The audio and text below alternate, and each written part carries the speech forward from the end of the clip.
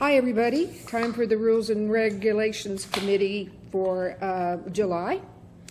And what I thought would be a really interesting thing to do, now that we've looked at all the bylaws and upgraded those and everything, Tom sent out the other day in answer to us, in answer to a question that cleared up a little bit of what the Articles of Incorporation really say about what the POA does and what the ACC does. So that just triggered what I asked you about earlier, and your suggestion was? Could we back up and approve the June 8th We meeting can. minutes? I am so excited to get started on this. Yes. So could I have a motion to approve the minutes from June 8th? I make a motion to approve the minutes from June 8th. I guess I'll second. All in favor? Yeah. Okay, now, Okay, so thank you. Yeah. So going on to the topic, so the Articles of Incorporation are a little bit different in that it is, we're limited in what we can do. And so if you go onto our website, the documentation is really old. Let's see, it came out in '65. It's got this nice embossed letterhead and so forth. It's almost impossible to read. On top of that, you'll see there are quite a number of property references, lots, and that really is a lot of information.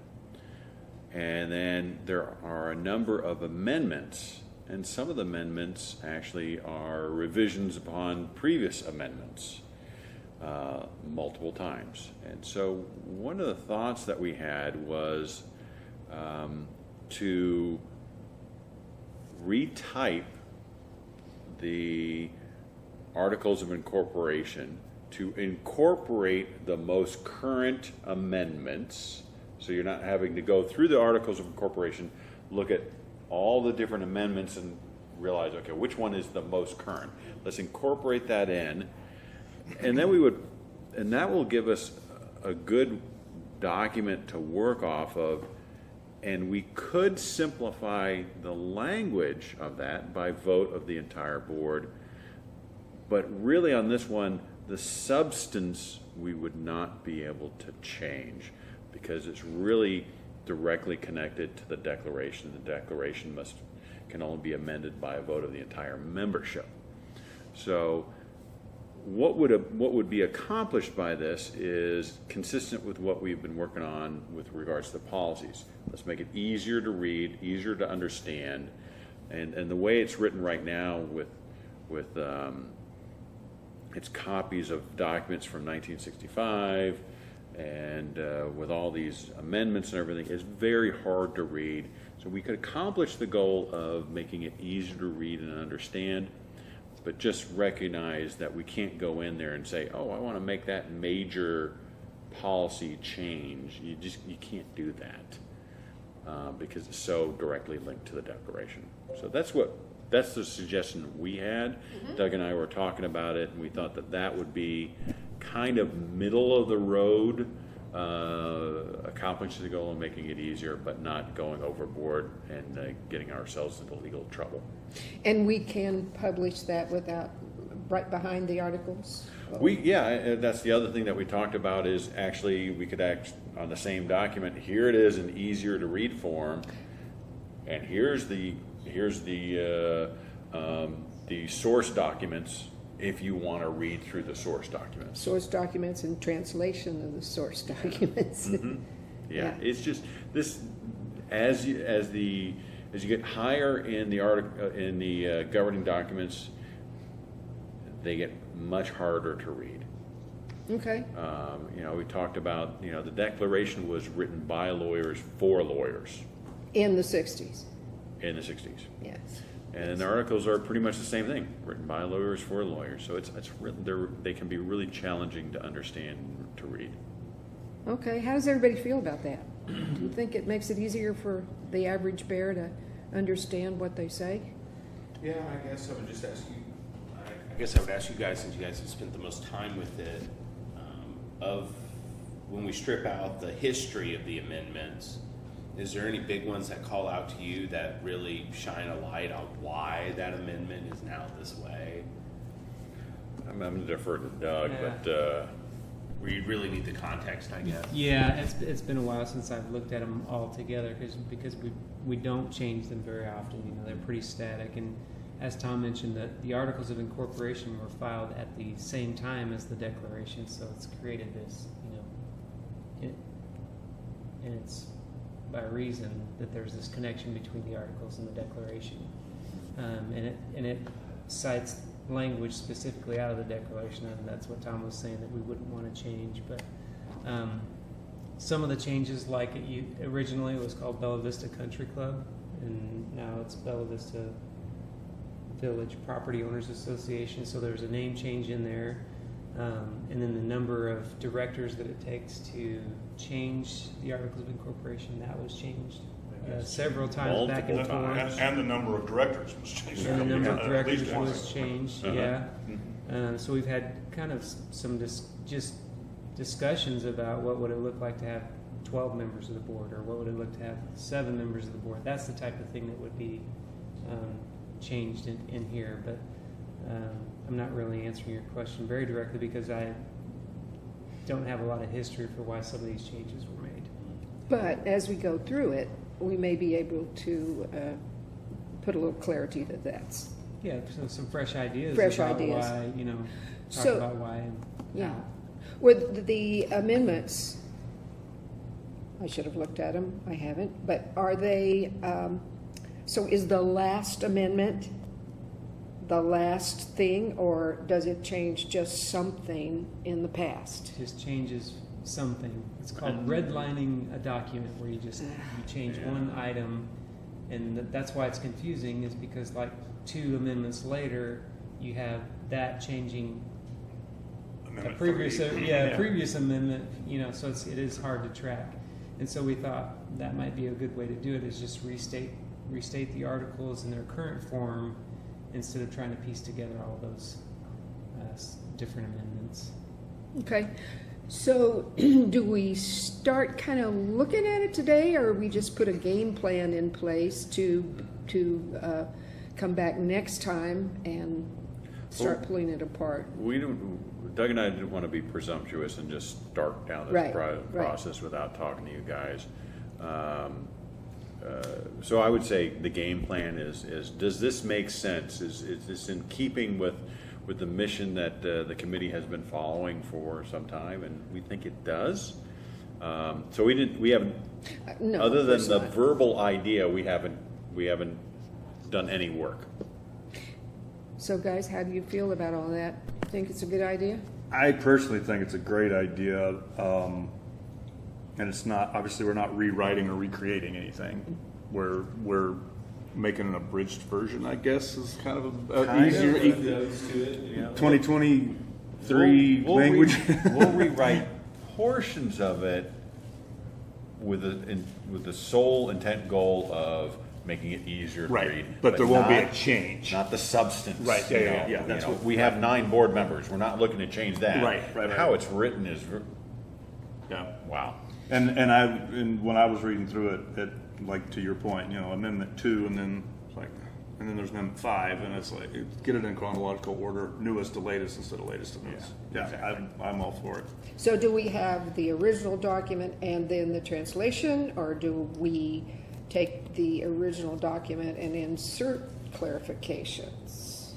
I think, I would say, let's give Doug and I some time to work on it. And see. And kind of hash out, at this point, it's an idea. Mm-hmm. And so it's not like we read through this and really flushed out the whole idea, but we think it'll work. And whether we adopt that as a potential amendment, maybe we rewrite the whole thing and that's an adopted amendment, or maybe we just use it as a summary and then have all the source documents connected to this. I don't know which one yet. Yeah.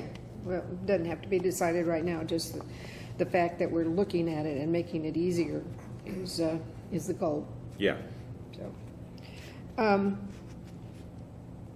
there any chance we could maybe, since you've already done the research on this, since we don't have a lot to talk about today, you remember this that you sent out to the board that helped explain the duties of the POA and the ACC, or shall we wait?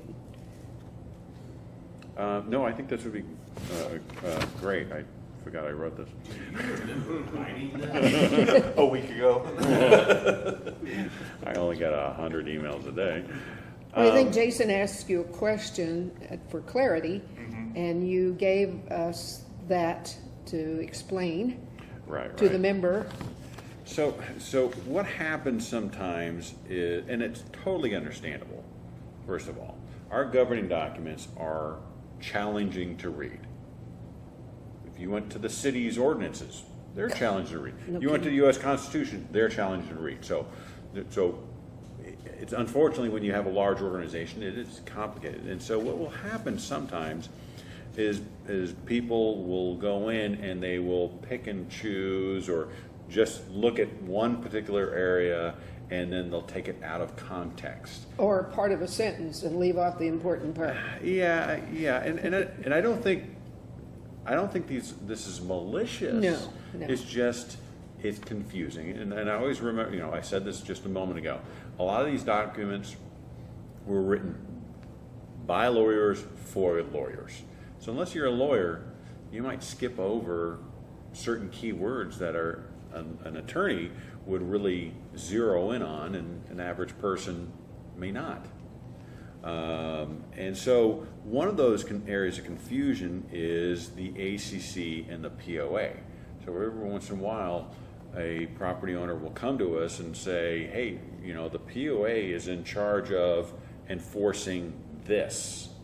And so where the confusion lies is the declaration and the protective covenants. Those two documents are the same documents for the ACC and the POA.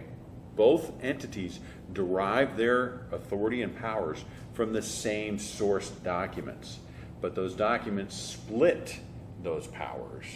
And so if you don't read the entire document in its totality, you might think that the POA is responsible for doing certain things that the ACC is actually in charge of. So we put together the powers of the ACC and the POA are derived from the same governing documents, the Declaration and Protective Covenants. These two documents split the powers between the two entities. As a result, it can be confusing to read these documents and potentially misinterpret which responsibilities fall under each of these entities. Our governing documents were written by lawyers for lawyers, which is why our governing documents can be so challenging to read if you are not a lawyer. The Board of Directors does not have the unilateral authority to change the Declaration and Protective Covenants, so these documents remain unchanged and challenging to read. Since the Board of Directors does have the authority to change the bylaws and policies, this is why the Rules and Regulations Committee has painstakingly gone through these documents to make them easier for our membership to read and understand. So really what we're about to do is going to help the separation of duties. It's going to Make it make clear. it easier to read and understand. Yeah. We're using common language to describe complicated issues.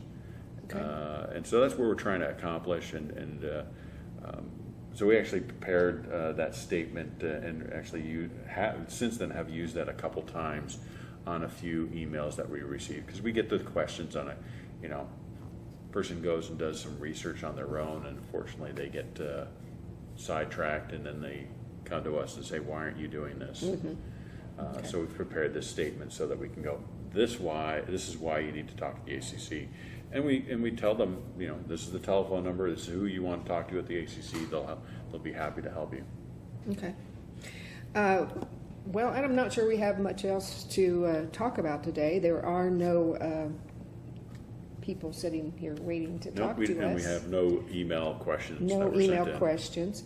One other thing, though, I'd like to just remind everybody again, or see what you think. I really think it would be could, to start doing a little educating even of the policies, maybe highlighting a policy, either doing it through here where we highlight one and say this is what this means, blah, blah, blah, or we incorporate it into in the know, or something like that to start Yeah. helping folks know what you guys just went through and updated for us. So what do you think about that, guys? I like it. Education? I think, it's not unlike what we just did. When Yeah. we talked about the confusion between the two entities. Take us a few moments to talk about education. That's great. Okay. Well, if there's nothing else to talk about, this might be one of the shortest R&R meetings in the universe. I'm not sure. But When do you want to do it next? Meet next. September. This is going to be a. How about if we meet instead of meeting in August, we meet in September? Okay. Give you a little more time to. Yeah, Okay. if you don't mind. No, not at all. I don't care. Yeah, I mean, if this is our mission, if you will, then let's start it off on the right foot. Yeah. Just skip one, skip one. And that gives us a little time to read it too, even though we may not understand what we're reading. So, okay, so next meeting would be at 1:30 on September 14th. September 14th. Next Rules and Regulations meeting. With that, we are adjourned. Didn't even use my hand. How's that? Outstanding.